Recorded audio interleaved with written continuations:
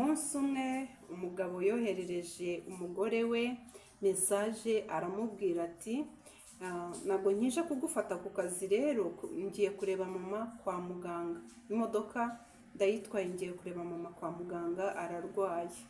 Umumama nawe amwoherereza mesaje aramubwira ati ese ko ari njye washatse, hari ubwo washatse mama wawe? Ubwo rero mbura imodoka inkura ku kazi ngo wayijyanye kwa muganga wagiye kureba mama wawe? Umugabo aramubwira ati se ko mama arwaye kandi nkaba mbona yabuze amaraso ngomba kujya kumushakira amaraso kugira ngo bamwongerere. Undi aramubwira ati ibyo ngibyo ntabwo nshaka kubyumva, njye mfite gutaha nkahita njya mu kirori, hari ikirori nshaka kujyamo kandi nkeneye imodoka. Umugabo yavuye kwa muganga araza aramufata amugeza mu kirori, bari bafite umunsi mukuru bagombaga kujyamo, aramufata amugezayo, ariko umugabo ntabwo yari yishimye kubera ko yari asize mama arwaye kandi asize ibyo yagombaga kumukorera bimwe yari yabikoze, ariko hari n'ibindi yari akeneye yagombaga kujya kumukorera. Uko bari mu kirori umugore yishimye arimo kubyina yizihiwe rwose ameze neza, ari mu kirori yaryohewe, umunsi reka sinakubwira wari wamugendekeye neza, ariko atavugisha umugabo ngo nuko yamutindije, yatwaye imodoka kujya kureba mama we akamukerereza kumujyana mu kirori. Ubwo aho umugabo yari yicaye yari arimo yandika mesaje, asoma ubutumwa bugufi bagendaga bamwoherereza bamubwira uko umurwayi amerewe. Umugore habe no kumubaza ati mama yiriwe ati? Arakomeza arabyina yizihirwa n'ikirori, umunsi urarangira barataha.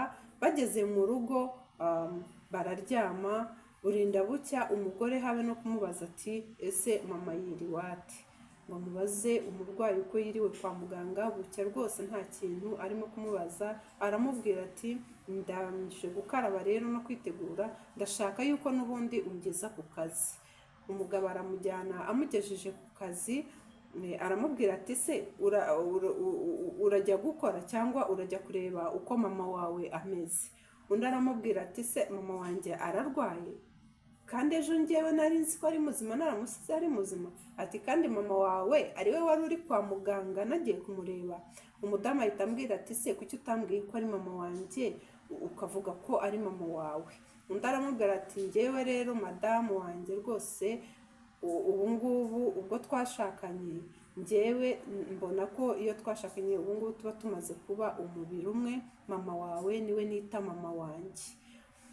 Umudamu arababara cyane, ararakara, ararira amarira aba yose, atuba waransobanuriye ko ari mama wanjye nkaba naragiye kumureba, ibindi byose nkabyihorera, we yarazi ngo ko ari mama w'umuhungu nyamara kandi ari mama we.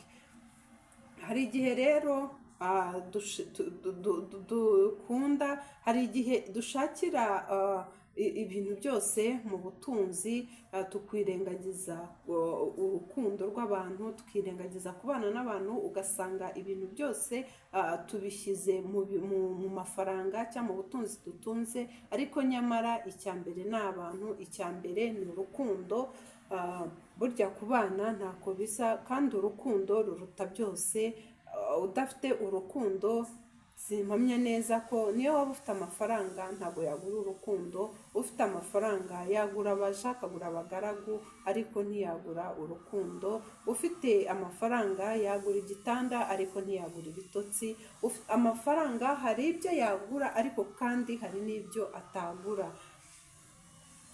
Hari abantu batubanjirije mbere, kera abantu batubanjirije twibuka abo tujya tuzirikana mu buzima bwacu kuva kera, nka Yesu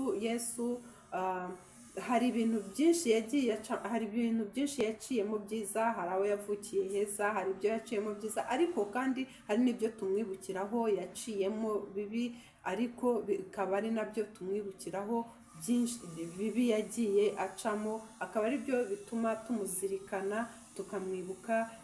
Hari intumwa z'Imana nyinshi, hari abantu ba kera bari abakire, ariko hakaba hari ibintu byinshi bagiye bakora byinshi kandi bari abakire, bari ibihangange, bari bakomeye. Hari ibintu rero tubibukiraho bagiye bakora bigatuma tubibuka. Babikoze ibyo bagiye bakora birengagije ubutunzi bari bafite, ubukire bari bafite, ariko kandi bakishyira no mu mwanya w'abakene, bakibabaza, tukagenda tubibuka bitewe n'ibyo bagiye bakora, birengagije ubukire bari bafite, bigatuma rero tubazirikana tukabibuka. Ni ukuvuga ko rero ahangaha bitwereka ko ni isomo rikomeye, ritwereka ko kubana ari byo bya mbere biruta ubutunzi bukomeye. Ubwo rero ibi ngibi nari mbibahaye kugira ngo tuzirikane, tujye tuzirikana urukundo mbere y'uko tureba iby'isi, ariko mbere y'ibyo byose reka mbanze nanone mbiseguriho, nari nibagiye kubashimira nanone kandi mbifuriza ko mugira iminsi mikuru myiza, Noheli nziza, umwaka mushya muhire, twese twifatanye twishimire umunsi mukuru wa Noheli, ari nako tuzifatanya nanone kwizihiza umwaka mushya muhire, kuko tuzaba dushoje umwaka twari dufite. Rero hari abumva yuko ubuzima bwiza babukesha amafaranga gusa. Ntabwo ubuzima bwiza ari ubwo bakesha amafaranga gusa. Rero hari abumva ko, nibyo nababwiraga, hari abumva ko ubuzima bwiza babukesha amafaranga, kandi nyamara hari ibyo amafaranga atagura, ku buryo utakwirengagiza ubumuntu. Hari ibyo amafaranga atagura niyo waba uyafite, ku buryo bitatuma wirengagiza ubumuntu. Hari ibyo amafaranga atagura mu buzima bwa muntu. Hari abo twibuka ba kera, twibuka duhora hari abantu batakiriho bakomeye duhora tuzirikana mu buzima. Ubundi igisobanuro cy'umuntu ntabwo kiri mu byo atunze, oya. Niyo mpamvu tutagomba gushyira imbere amafaranga ngo twibuke ikiremwa muntu, cyangwa se twiyibagirwe, bitume tudasobanukirwa icyo umuntu avuze. Ntabwo rero igisobanuro cyacu gishingiye ku mafaranga. Abantu babyitayeho, yuko abantu bitaye ku gisobanuro cy'uko umuntu igisobanuro cy'umuntu kitari amafaranga gusa, nibo twakomeje kuzirikana mu buzima bwabo.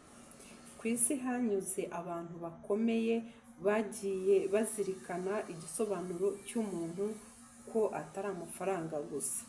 Ni ukuvuga yuko muzi umwami Salomo uvugwa muri Bibiliya, harimo Yesu, hari Muhamedi.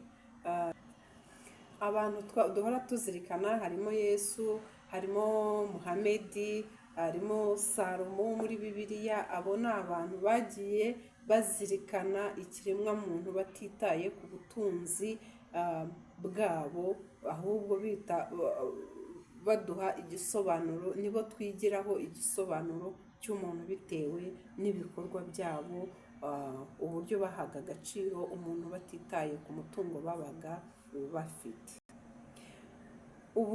Amafaranga rero hari byinshi atugurira, ariko hari n'ibindi atatugurira. Wagura umwanya w'icyubahiro, ariko ntabwo wagura urugwiro. Wagura ibitwenge, ariko ntabwo wagura umunezero.